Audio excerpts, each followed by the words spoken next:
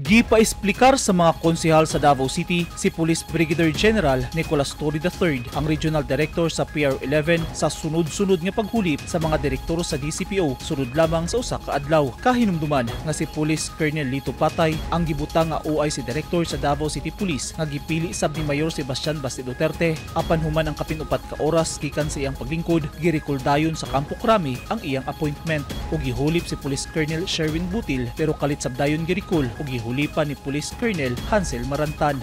Why was the choice of the mayor replaced by the PNP? The changes were when submitted to the national headquarters, the Chief of the Philippine National Police opted to exercise Section 26, which allows him to exercise full control on the designation of personnel from within the full organization.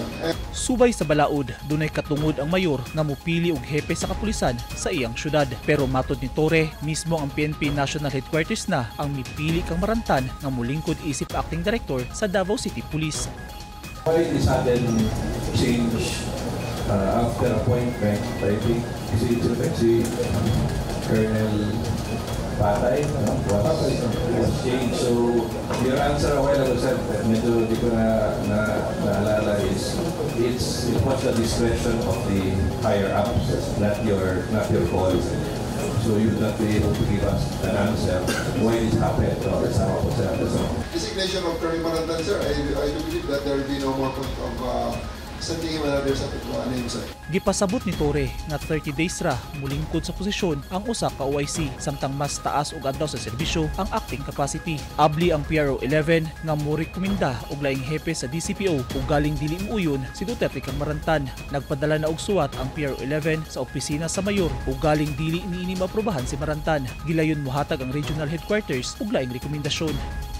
If it was in the capacity of an OIC, there is a limitation specified by law, which is 30 days. But since it is in an acting capacity, there is no mention of any period of limitation. But yet, the law also provides for a way to recall any appointment of a city director po.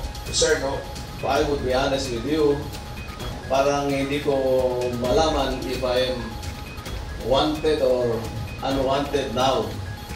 So I think the challenge with me now is to prove more that in order to merit your acceptance in Davao City. Luyo sa kalit-kalit nga rigudon sa mga opisyal sa kapulisan sa Davao City, gipasalig ni Marantan na magpadayon ang iyang koordinasyon sa lokal nga gobyerno. Iyang ipadayon ang nasugdan nga kaayuhan sa iyang gihulipan ng mga opisyal aron mapadayon ang namintinar nga kahapsay ug kalinaw sa syudad. Gihangyo sab ni Marantan sa mga taga Davao nga hatagan siya og higayon aron mapakita niya ang iyang pagdumala sa serbisyo isip hepe karon sa DCPO.